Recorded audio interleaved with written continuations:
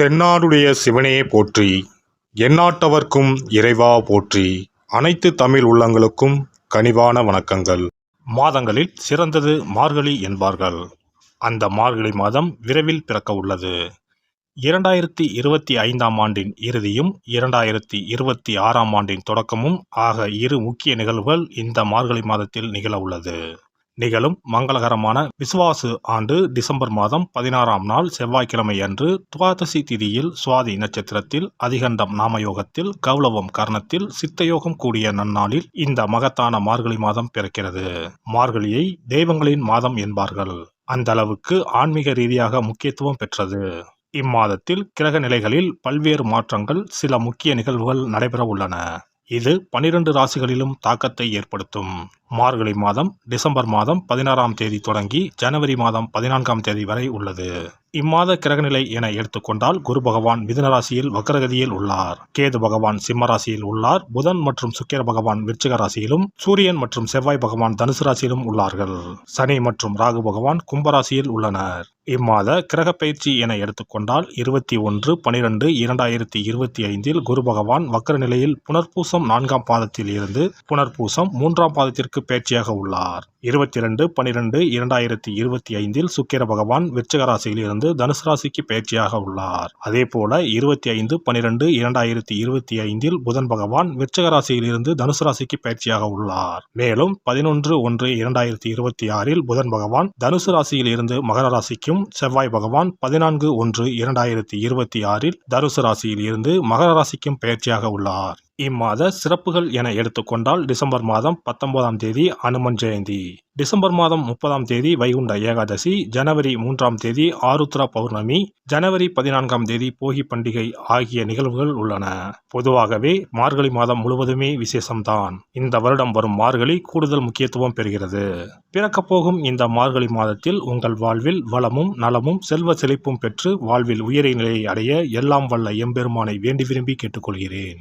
துலாம் ராசி அன்பர்களே, மார்கழி மாத கிரக நிலைகளை ஆராய்ந்து பார்க்கும் பொழுது மாத தொடக்கத்தில் உங்கள் ராசிநாதன் சுக்கிர பகவான் தனஸ்தானத்தில் சஞ்சரிக்கிறார். அவரோடு புதன் இணைந்திருக்கிறார். எனவே வருமானம் வந்தாலும் அதை காட்டிலும் செலவுகள் அதிகரிக்கும். சேமிக்க முடியவில்லையே என்று கவலைப்படுவீர்கள். பணம் கைகளில் பொருளும் நேரத்தில் சுப செலவுகளை செய்வது நல்லது. பிள்ளைகளின் எதிர்கால நலன் கருதி எடுத்த முயற்சியில் வெற்றி கிடைக்கும். உறவினர் பகை அகலும். ஊர் மாற்றம் பற்றியும் உத்தியோக மாற்றம் பற்றியும் நீங்கள் சிந்தித்தபடியே செயற்படுவீர்கள். மார்கழி மாதம் 6ஆம் தேதி மிதுன ராசிக்கு குரு வக்ர இயக்கத்திற்கு செல்கிறார். உங்கள் ராசிக்கு 3, 6 ஆகிய இடங்களுக்கு அதிபதியானவர் குரு பகவான். அவர் இப்பொழுது பாக்கியஸ்தானத்தில் சஞ்சரித்து உங்கள் ராசியை பார்க்கப் போகிறார். குரு பகவான் உங்கள் ராசிநாதன் சுக்கிரனுக்கு பகை கிரகமாக இருந்தாலும் அதன் பார்வைக்கு பலன் அதிகம். எனவே இதுவரை இருந்த இடர்பாடுகள் அகலும். உடல்நலம் சீராகி உற்சாகத்தோடு பணிபுரிவீர்கள். வாங்கிய கடனை கொடுக்க முடியவில்லையே, கொடுத்த கடனை வாங்க முடியவில்லையே என்று கவலைப்பட்டவர்களுக்கு இப்பொழுது கொடுக்கல் வாங்கல்கள் ஒழுங்காகும். சகாய ஸ்தானத்தையும் குரு பகவான் பார்ப்பதால் காரிய வெற்றியும் பணப்புழக்கமும் அதிகரிக்கும். உடன் பிறப்புகள் உங்கள் பணிக்கு உறுதுணையாக இருப்பார்கள். பாகப்பிரிவினை சுமூகமாக முடியும். பிள்ளைகளின் எதிர்கால நலன் கருதி எடுத்த முயற்சிகளில் வெற்றி கிடைக்கும். குறிப்பாக பிள்ளைகளின் கல்யாணம் சம்பந்தமாகவோ, கடல் தாண்டி சென்று படிப்பது சம்பந்தமாகவோ முயற்சி எடுத்தால் அதில் அனுகூலம் கிடைக்கும். பூர்வீக சொத்துக்களை விற்று புதிய சொத்துக்களை வாங்குவதில் ஆர்வம் காட்டுவீர்கள். மார்கழி மாதம் 7ஆம் தேதி தனுசு ராசிக்கு சுக்கிர பகவான் செல்கிறார். உங்கள் ராசிக்கு அதிபதியான சுக்கிர பகவான் 3ஆம் இடத்தில் சஞ்சரிக்கும் பொழுது வழக்குகள் சாதகமாக முடியும். வருமானம் திருப்திகரமாக இருக்கும். கொடுத்த வாக்கை காப்பாற்றுவீர்கள். தொழில் நிலையத்தை இடமாற்றம் செய்யும் எண்ணம் மேலோங்கும். தூரத்து உறவினர்களால் ஏற்பட்ட தொல்லை அகலும். தொடர்ச்சியாக வந்த கடன் சுமை குறைய புதிய வழி பிறக்கும். எதிர்பாராத திருப்பங்கள் ஏற்படும் நேரம் இதுவாகும்.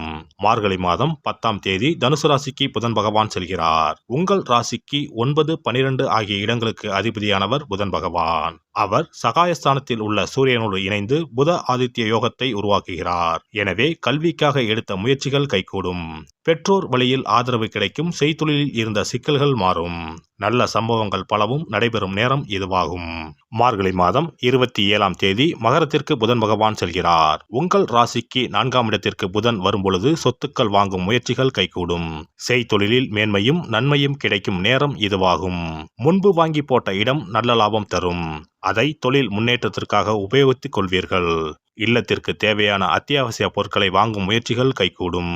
மார்கழி 30ஆம் தேதி மகர ராசிக்கு செல்லும் செவ்வாய் அங்கு உச்சம் பெறுகிறார். உங்கள் ராசிக்கு 2, 7 ஆகிய இடங்களுக்கு அதிபதியானவர் செவ்வாய் பகவான். அவர் உச்சம் பெறும் இந்த நேரம் அற்புதமான நேரமாகும். பொருளாதாரம் உச்சநிலையை அடையும்.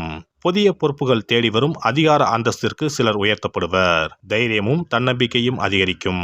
தானாக வரும் பதவிகளை ஏற்றுக்கொள்ள முன்வருவீர்கள். பொது வாழ்வில் உள்ளவர்களுக்கு எடுக்கும் முயற்சிகளில் வெற்றி கிடைக்கும். வியாபாரம் மற்றும் தொழில் செய்பவர்களுக்கு மாற்றினத்தவர்களின் உதவி உண்டு.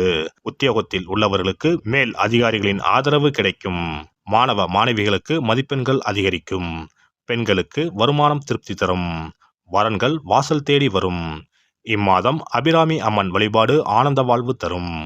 பண தேவையை பூர்த்தி செய்யும் நாட்கள் டிசம்பர் 17, 18, 19, 23, 24, ஜனவரி 3, 4, 7. மகிழ்ச்சி தரும் வண்ணம் ஆனந்தா நீலம். சிறப்பு தொகுப்பு. வெற்றிகள் குவிய விஷ்ணு வழிபாடு.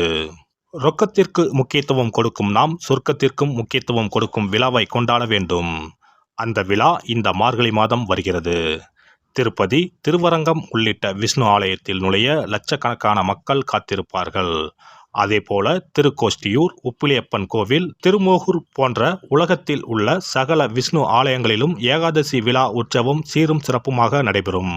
இந்த கண்கொள்ளா காட்சியை கண்டு மகிழ்ந்தால் பொன்னும் பொருளும் போற்றுகின்ற செல்வாக்கு இன்னும் உயரும். மாதங்களில் புனிதமானதாகவும் தேவர்கள் துயில் எழும் மாதமாகவும் கருதப்படும் மார்கழி மாதத்தில் நாம் விஷ்ணுவை வழங்கினால் விருப்பங்கள் அனைத்தும் நிறைவேறும். அதனால்தான் மாதங்களில் நான் மார்கழி என்று கண்ணன் சொல்லியதாக சொல்வார்கள். இம்மாதம் 15ஆம் தேதி அதாவது 30/12/2025 செவ்வாய்க்கிழமை வைகுண்ட ஏகாதசி வருகிறது. அங்கனம் வைகுண்ட ஏகாதசி வரும்பொழுது சொர்க்க வாசலை திறப்பார்கள். ஆண்டு முழுவதும் அடைத்திருக்கும் கதவு அன்று மட்டும்தான் திறந்து வைக்கப்படும். அந்த சொர்க்க வாசலின் வழியாக நாம் நுழைந்து வந்தால் சிக்கல்கள் தீரும், செல்வ வளம் பெருகும். ஏகாதசி அன்று இல்லத்து பூஜை அறையில் விஷ்ணு லட்சுமி படம் வைத்து வழிபட வேண்டும். அவள் வெல்லம் கலந்து நைவேத்தியம் வைத்து சாப்பிடலாம். முழு விரதம் இருக்க முடியாதவர்கள் மதியமும் இரவும் பலகாரம் செய்து சாப்பிடலாம். அன்று இரவு முழுவதும் கண் விழித்திருக்கும் பொழுது இறை தியானத்தையே மேற்கொள்ள வேண்டும். மறுநாள் அதிகாலையில் சூரியன் உதிக்கும் முன்னதாக நீராடி பச்சரிசி சோறு, அகத்திக்கீரை, நெல்லிக்காய், கருணைக்கிழங்கு, புளிக்குழம்பு சாப்பிடுவது நல்லது. அகத்திக்கீரையும் நெல்லிக்காயும் உணவில் சேர்த்து கொள்வது அவசியமாகும். இந்த மார்கழி மாதத்தில் கன்னி பெண்கள் அதிகாலையில் எழுந்து நீராடி வீட்டின் முன்பக்கத்தில் கோலமிட்டு அதன் மத்தியில் மஞ்ச வண்ண பூ வைத்தால் மங்களம் உண்டாகும். பரங்கி பூவை வைத்து அழகுபடுத்துவது கண்கொள்ளா காட்சியாகும். கிருமி நாசினியாக சாணத்தின் மீது அதை பதித்து வைத்திருப்பர். மங்களம் நடைபெறுவதற்காக மஞ்சள் வண்ண பூவை வீட்டு கோல மத்தியில் வைப்பது வழக்கம். குனிந்து அமர்ந்து நிமிர்ந்து கோலம் போடும் பொழுது விரல்களுக்கு மகிழ்ச்சி கிடைக்கிறது. சிறந்த யோகப்பியாசம் ஏற்படுவதாக கூறுவார்கள். இந்த வழிபாட்டின் மூலம் மனநலமும் உடல் நலமும் சீராகிறது. பிரம்ம முகூர்த்தத்தில் எழுந்து ஓசோன் என்ற காற்று மண்டலத்தில் உள்ள காற்று நம் மீது பதிவதால் ஆரோக்கியம் மேம்படுகிறது. திருப்பாவை, திருவெம்பாவை பாடி வழிபாட்டை மேற்கொண்டால் திருமணம் கைகூடும். அதிகாலையில் இறை நாமத்தை உச்சரிப்பதன் மூலம் அனைத்து நலன்களும் கிடைக்கும். இப்படிப்பட்ட சிறப்பு வாய்ந்த மார்கழி மாதத்தில் ஏகாதசி விரதத்தை இனிதே கடைபிடித்து பார்க்கடலில் துயிலும் பரந்தாமனை வழிபட்டால் வாழ்க்கை வளமாகும், வளர்ச்சியும் பெருகும், வருங்காலம் நலமாகும், வருமானம் திருப்தி தரும். விஷ்ணுவை வழிபட்டு அவரது துணையாக விளங்கி செல்வத்தை நமக்களிக்கும் லட்சுமியின் சன்னதிக்கு சென்று லட்சுமி வருகை பதிகம் பாடினால் அந்த தேவி இல்லம் தேடி நமக்கு அல்ல குறையாத செல்வத்தை வழங்குவாள். அஷ்டலட்சுமியின் படத்தை விஷ்ணு லட்சுமி படத்துடன் பூஜை அறையில் வைத்து வழிபடுவது நல்லது. லட்சுமிக்கு பாடல் படித்து வழிபடும் போது வருகை பதிகம் பாட வேண்டும். அன்றைய தினம் அவள் நைவேத்தியம் செய்து தேவியை வழிபட்டால் உங்கள் ஆசை பூர்த்தியாகும். நமக்கு வாழ்வில் ஏற்படும் இன்னல்கள் அகன்று இனிய பலன் கிடைக்கும். எல்லாம் வல்ல இறையருளால் நீங்களும் உங்கள் அன்பு குடும்பமும் உடல் நலம், நீலாயுள், நிறை செல்வம், உயர் புகழ், மெய்ஞானம் ஓங்கி வாழ்க வளமுடன். இந்த வீடியோ பதிவு உங்களுக்கு பிடித்திருந்தால் லைக் பண்ணுங்க, கமெண்ட் பண்ணுங்க, ஷேர் பண்ணுங்க, மறக்காம சப்ஸ்கிரைப் பண்ணுங்க, பக்கத்துல இருக்கிற பெல் பட்டனை கிளிக் பண்ணுங்க. நன்றி, வணக்கம். ஓம் நமச்சிவாய. சிவாய நம.